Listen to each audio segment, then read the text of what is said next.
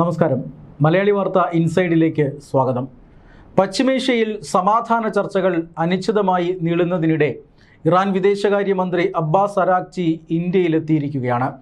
Iran വിദേശകാര്യമന്ത്രി മാത്രമല്ല, BRICS അംഗരാജ്യങ്ങളുടെ എല്ലാ വിദേശകാര്യമന്ത്രിമാരും ഇന്ന് ദില്ലിയിലുണ്ട്.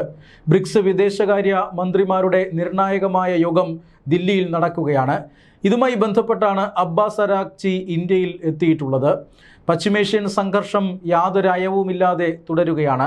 ഇപ്പോൾ യുദ്ധം നടക്കുന്നില്ല, അല്ലെങ്കിൽ ആക്രമണം നടക്കുന്നില്ല എങ്കിൽ കൂടി ഇരു രാജ്യങ്ങളും തമ്മിലുള്ള സംഘർഷം അല്ലെങ്കിൽ അഭിപ്രായ വ്യത്യാസത്തിന് ഇപ്പോഴും അയവ് വന്നിട്ടില്ല. അമേരിക്ക അതിശക്തമായി തന്നെ ഇറാൻ്റെ തുറമുഖങ്ങളെ ഉപരോധിച്ചു കൊണ്ടിരിക്കുകയാണ്. ഇറാൻ്റെ തുറമുഖങ്ങളിലേക്ക് ഒരു ഈച്ച പോലും പറന്ന് ഇറങ്ങാൻ അമേരിക്ക അനുവദിക്കുന്നില്ല. മാത്രമല്ല, ഇറാനിൽ നിന്നും എണ്ണയും വഹിച്ചു പോകുന്ന കപ്പലുകളെല്ലാം അമേരിക്ക തടഞ്ഞ് തിരിച്ചയക്കുകയുമാണ്. ഇറാൻ്റെ സമ്പദ് വ്യവസ്ഥയുടെ നട്ടെല്ലൊടിയുകയാണ്. ഇറാൻ്റെ എണ്ണ വ്യാപാരത്തിൻ്റെ 90% നടക്കുന്നത് ചൈനയുമായിട്ടാണ്. അതുകൊണ്ട് തന്നെ ഇറാനിൽ നിന്നും ചൈനീസ് തുറമുഖങ്ങളിലേക്കുള്ള കപ്പലുകൾ ഇറാൻ്റെ വരുമാനത്തിൻ്റെ ഏറ്റവും പ്രധാനപ്പെട്ട സ്രോതസ്സാണ്. ഇറാൻ്റെ ഈ വരുമാനം, എണ്ണ കയറ്റുമതിയിലൂടെ ലഭിക്കുന്ന വരുമാനമില്ല എങ്കിൽ ആ രാജ്യത്തിൻ്റെ സമ്പദ് വ്യവസ്ഥ തകർന്നടിയും. ഇതറിയാവുന്ന അമേരിക്ക ഈ ഉപരോധം കൃത്യമായി തന്നെ കടുപ്പിക്കുകയാണ്. ആക്രമണം നടത്തിയില്ല എങ്കിലും, ബോംബിട്ട് സർവ്വതും തകർത്തില്ല എങ്കിലും ഇറാനെ മുട്ടുകുത്തിക്കാൻ അമേരിക്കയ്ക്ക് ഈ ഉപരോധം വഴി സാധിക്കുമെന്ന് അമേരിക്ക ഇപ്പോൾ നന്നായി മനസ്സിലാക്കിയിട്ടുണ്ട്. അതുകൊണ്ട് തന്നെ ചർച്ചകൾക്ക് മുൻകൈയെടുക്കേണ്ടത് ഇനി തങ്ങളല്ല, ഇറാനാണ് എന്നാണ് അമേരിക്ക പറയുന്നത്.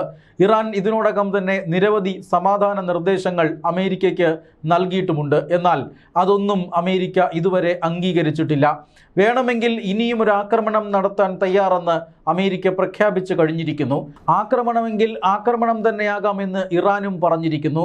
ഇറാൻ ഒരു പ്രകോപനം സൃഷ്ടിച്ചുകൊണ്ട് കഴിഞ്ഞ ദിവസങ്ങളിൽ ഗൾഫ് രാജ്യങ്ങളിലേക്ക് ചെറിയ ഡ്രോൺ ആക്രമണവും മറ്റും നടന്നിരുന്നു.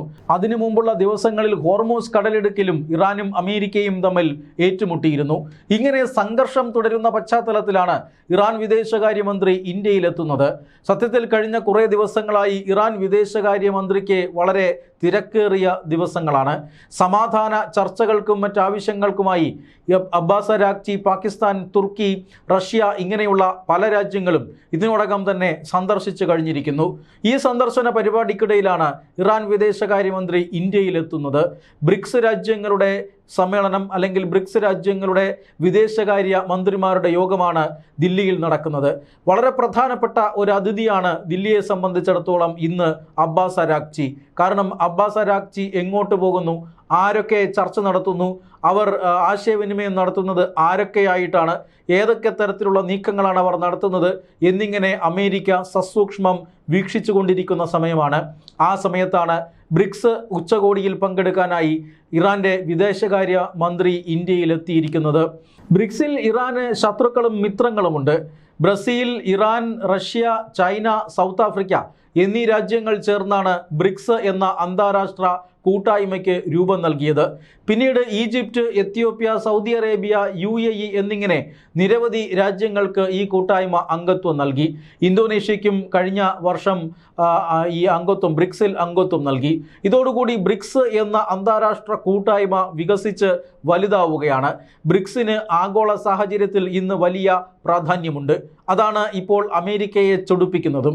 ബ്രിക്സ് രാജ്യങ്ങൾ അമേരിക്കയ്ക്കെതിരെ ഒരു കോമൺ നാണയം അല്ലെങ്കിൽ പൊതു നാണയം രൂപീകരിക്കാൻ ശ്രമിക്കുന്നുവെന്നും അത് ഡോളറിനെതിരായിട്ടുള്ള നീക്കമായി കരുതുന്നുവെന്നും അങ്ങനെയുള്ള നീക്കങ്ങൾ എന്തെങ്കിലും ഉണ്ടായാൽ അമേരിക്ക അതിനെ ശക്തമായി പ്രതിരോധിക്കുമെന്നും ഏതാനും മാസങ്ങൾക്ക് മുമ്പാണ് ഡൊണാൾഡ് ട്രംപ് ഭീഷണി മുഴക്കിയത്.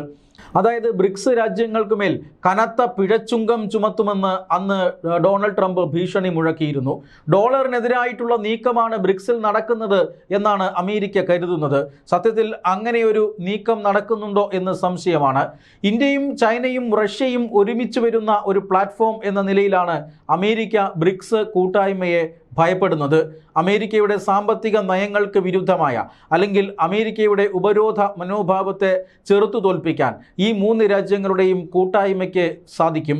അതുകൊണ്ട് തന്നെ ചെറു രാജ്യങ്ങളും ഒപ്പം ചേരുമ്പോൾ അമേരിക്കയുടെ ഏറ്റവും പ്രധാനപ്പെട്ട സഖ്യകക്ഷിയായ UAE കൂടി ഈ ബ്രിക്സിൽ വന്നപ്പോൾ അമേരിക്കയുടെ നിയന്ത്രണം നഷ്ടപ്പെട്ടു എന്ന കാര്യത്തിൽ തർക്കമൊന്നുമില്ല.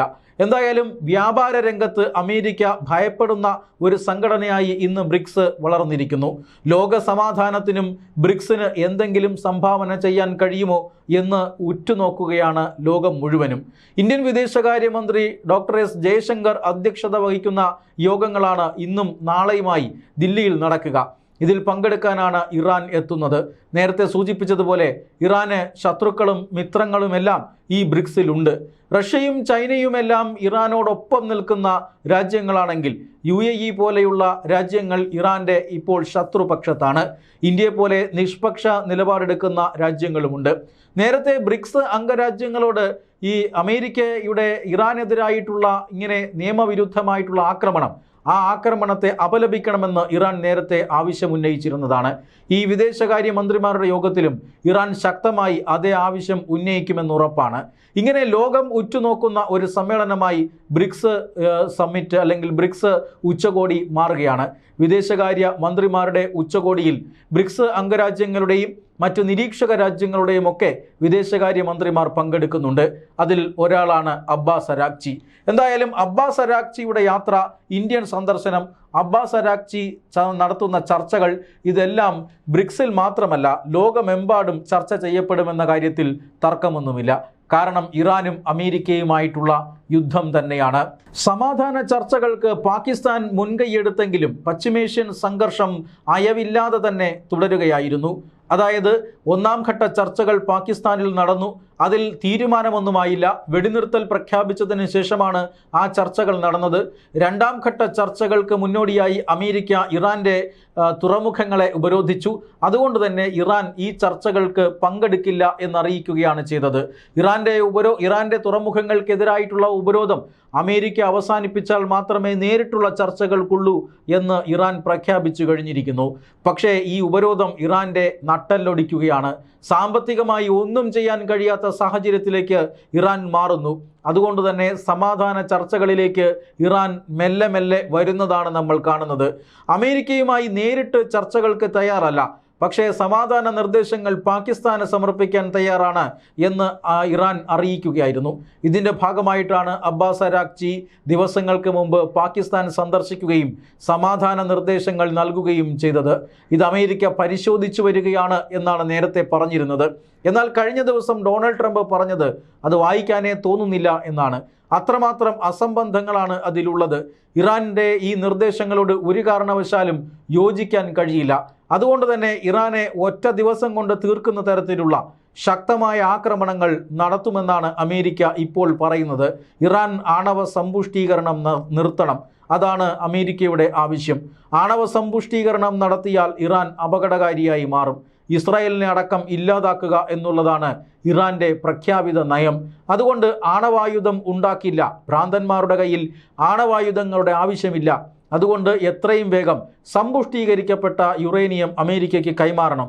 ഇതൊക്കെയാണ് അമേരിക്ക ആവശ്യപ്പെടുന്നത്. ഈ ആവശ്യത്തിനൊത്ത് തുള്ളാൻ ഇറാൻ നിന്നുകൊടുക്കുന്നുമില്ല. ഇതുകൊണ്ടാണ് പശ്ചിമേഷ്യയിൽ സംഘർഷം ഇപ്പോഴും തുടരുന്നത്. ആക്രമണങ്ങളോ വെടിവയ്പ്പുകളോ മിസൈൽ ആക്രമണമോ ഒന്നും നടക്കുന്നില്ലായിരിക്കാം. പക്ഷേ ലോകത്തെ ആകെ പ്രതിസന്ധിയിലാക്കിക്കൊണ്ട് ഹോർമൂസ് കടലിടുക്ക് അടഞ്ഞു തന്നെ കിടക്കുകയാണ്. അമേരിക്ക ഉപരോധം അവസാനിപ്പിക്കാതെ ഹോർമൂസ് കടലിടുക്ക് തുറക്കില്ല എന്ന് ഇറാൻ പ്രഖ്യാപിച്ചിരിക്കുകയാണ്. ഏറ്റവും ഒടുവിലായി ഹോർമൂസ് കടലിടുക്ക് സ്വതന്ത്രമാക്കിയാൽ തന്നെ ഇറാനുമായിട്ടുള്ള വെടിനിർത്തൽ ഒരു താൽക്കാലിക യുദ്ധവിരാമമാക്കി മാറ്റാമെന്ന് അമേരിക്ക നേരത്തെ വാഗ്ദാനം ചെയ്തിരുന്നതാണ്. എന്നാൽ അതും അംഗീകരിക്കാൻ ഇറാൻ തയ്യാറായില്ല. ഒരു 5 വർഷത്തേക്ക് വേണമെങ്കിൽ ഈ ആണവ സമ്പുഷ്ടീകരണം നിർത്തിവെക്കാം എന്ന് മാത്രമാണ് ഇറാൻ അന്ന് അമേരിക്കയ്ക്ക് ഉറപ്പ് കൊടുത്തത്. അങ്ങനെ മൊറട്ടോറിയം പ്രഖ്യാപിക്കുകയാണെങ്കിൽ 5 വർഷത്തേക്ക് പോരാ, പരമാവധി 20 വർഷത്തേക്കെങ്കിലും വേണമെന്ന് അമേരിക്ക പിന്നീട് വീണ്ടും നിലപാട് മാറ്റുന്നു. ഇതെല്ലാമാണ് സംഘർഷം നീണ്ടുപോകുന്നതിന് കാരണം. പശ്ചിമേഷ്യ ഇപ്പോഴും അശാന്തിയുടെ തീരങ്ങളിലാണ്. അതുകൊണ്ടാണ് ഇപ്പോൾ ബ്രിക്സ് അംഗരാജ്യങ്ങളുടെ ഈ യോഗം വലിയ രീതിയിൽ ചർച്ച ചെയ്യപ്പെടുന്നത്. ഇറാനിയൻ വിദേശകാര്യമന്ത്രിയോട് ഇന്ത്യൻ വിദേശകാര്യമന്ത്രി ആവശ്യപ്പെടുന്നത് എന്തായിരിക്കാം? ഇന്ത്യൻ കപ്പലുകൾ നേരെ അടക്കം നേരത്തെ വെടിവയ്പ് ഉണ്ടായിട്ടുണ്ട്. ഹോർമൂസ് കടലിടുക്ക് അടച്ചതിന് ശേഷം ഇന്ത്യയെ സൗഹൃദ രാജ്യങ്ങളിൽ ഉൾപ്പെടുത്തി ഇന്ത്യൻ കപ്പലുകൾക്ക് എല്ലാവിധ സ്വാതന്ത്ര്യത്തോടുകൂടിയും ഹോർമൂസ് കടലിടുക്കിലൂടെ കടന്നു വരാം എന്ന് പ്രഖ്യാപിക്കുകയും ചെയ്തിട്ട് അതുവഴി വന്ന ഹോർമൂസ് കടലിടുക്കിലൂടെ വന്ന ഇന്ത്യൻ കപ്പലുകൾക്ക് നേരെ ഏതാനും ആഴ്ചകൾക്ക് മുമ്പ് ഇറാന്റെ റവല്യൂഷണറി ഗാർഡ് വെടിവയ്പ് നടത്തിയിരുന്നു. ഈ വെടിവയ്പ്പിനെ അപലപിച്ചിരുന്നു അന്ന് ഇന്ത്യ. അതടക്കം ഇന്ന് ചർച്ചയാകുമെന്നാണ് പ്രതീക്ഷിക്കപ്പെടുന്നത്. എന്നാൽ പിന്നീട് ഇന്ത്യൻ നാവികസേനയുടെ വലിയ അകമ്പടിയോടുകൂടി ഇന്ത്യയുടെ 1-2 കപ്പലുകൾ പുറത്തേക്ക് കടക്കുന്നത് നമ്മൾ കണ്ടതാണ്. ഇപ്പോൾ നമ്മൾ ഈ സംസാരിക്കുന്ന സമയത്തും ഹോർമൂസ് കടലിടുക്കിലൂടെ ഒരു ഇന്ത്യൻ കപ്പൽ, ഇന്ത്യയുടെ ഒരു പടുകൂറ്റൻ വാണിജ്യ കപ്പൽ LPGയും വഹിച്ചുകൊണ്ട് ഹോർമൂസ് കടലിടുക്ക് കടന്നു വരികയാണ്. ഈ ഒരു അനിശ്ചിതാവസ്ഥ ഹോർമൂസ് കടലിടുക്കിൽ ഇപ്പോഴുമുണ്ട്. ഇറാൻ വലിയ രീതിയിൽ മൈനുകൾ പാകിയിരിക്കുകയാണ് ഹോർമൂസ് കടലിടുക്കിൽ. അമേരിക്ക ഹോർമൂസ് കടലിടുക്കിലേക്ക് തള്ളിക്കയറാനുള്ള ശ്രമങ്ങൾ നടത്തുന്നു. അമേരിക്കൻ പടക്കപ്പലുകൾ ഹോർമൂസ് കടന്നു എന്ന സ്ഥിരീകരണമൊക്കെ നേരത്തെ അമേരിക്കൻ പ്രസിഡന്റ് പറഞ്ഞതാണ്. അമേരിക്കൻ കപ്പലുകൾക്ക് നേരെയും ദക്ഷിണ കൊറിയൻ കപ്പലുകൾക്ക് നേരെയും ഒക്കെ ഇറാൻ റവല്യൂഷണറി ഗാർഡ് ഉതിർക്കുന്നതും നമ്മൾ കണ്ടു. ഈ രീതിയിലുള്ള ഒരു സംഘർഷം, അനിശ്ചിതാവസ്ഥ അത് ഹോർമൂസ് കടലിടുക്കിൽ ഒഴിവാക്കണമെന്നായിരിക്കും ഇന്ത്യ ഇറാൻ വിദേശകാര്യമന്ത്രിയോട് ആവശ്യപ്പെടാൻ പോകുന്നത്. 2 രാജ്യങ്ങൾ അല്ലെങ്കിൽ ഈ ബ്രിക്സ് അംഗരാജ്യങ്ങൾ തമ്മിലുള്ള വ്യാപാരം അതുപോലെ തന്നെ മറ്റിടപാടുകളെല്ലാം സുഗമമായിരിക്കണമെന്നും ലോകത്തിൻ്റെ നല്ല ഭാവിക്കായി എല്ലാ ബ്രിക്സ് അംഗരാജ്യങ്ങളും ഒരുമിച്ച് നിൽക്കണമെന്നുമായിരിക്കും ഇന്ത്യ ആഹ്വാനം ചെയ്യാൻ പോകുന്നത്. അതോടൊപ്പം തന്നെ അതിർത്തി കടന്നുള്ള തീവ്രവാദത്തെ നിരുത്സാഹപ്പെടുത്താൻ രാജ്യങ്ങൾ പ്രത്യേകം ശ്രദ്ധിക്കണമെന്ന കാര്യവും പാകിസ്ഥാനെ പേരെടുത്തു പരാമർശിക്കാതെ ഇന്ത്യ ഉന്നയിച്ചേക്കും. ഈ ചർച്ചകളിൽ ഇറാനിയൻ വിദേശകാര്യമന്ത്രി അബ്ബാസ് അരാക്ചി പറയാൻ പോകുന്നത് എന്ത് എന്നായിരിക്കും ഒരുപക്ഷെ ലോകം ഉറ്റുനോക്കുന്നത്. ഒപ്പം അമേരിക്കയെ പോലെയുള്ള രാജ്യങ്ങൾ ബ്രിക്സിനെ ഭയപ്പെടുന്നുണ്ട്. ബ്രിക്സ് അംഗരാജ്യങ്ങൾ അടുത്തതായി ഉണ്ടാക്കാൻ പോകുന്ന സാമ്പത്തികമായി വിപ്ലവം എന്തായിരിക്കുമെന്നാണ് അമേരിക്ക ഉറ്റുനോക്കാൻ പോകുന്നത്. പൊതു നാണയമൊന്നും പുറത്തിറക്കാൻ പോകുന്നില്ലെങ്കിലും അങ്ങോട്ടും ഇങ്ങോട്ടും ഡിജിറ്റൽ പേയ്മെൻറ്റുകളും അതോടൊപ്പം തന്നെ സ്വന്തം കറൻസിയിലുള്ള വ്യാപാരവുമെല്ലാം വർദ്ധിപ്പിക്കാനുള്ള ഈ ബ്രിക്സ് അംഗരാജ്യങ്ങളുടെ നീക്കം അത് അമേരിക്ക അവരുടെ വ്യാപാര ശൃംഖലയ്ക്ക് വലിയ ഭീഷണിയായി കാണുന്നുണ്ട്. അമേരിക്കൻ പ്രസിഡന്റ് ഇതേ സമയം തന്നെ ചൈനീസ് പ്രസിഡന്റ് ഷീ ജിൻപിങ്ങുമായും ചർച്ച നടത്തുന്നുണ്ട്.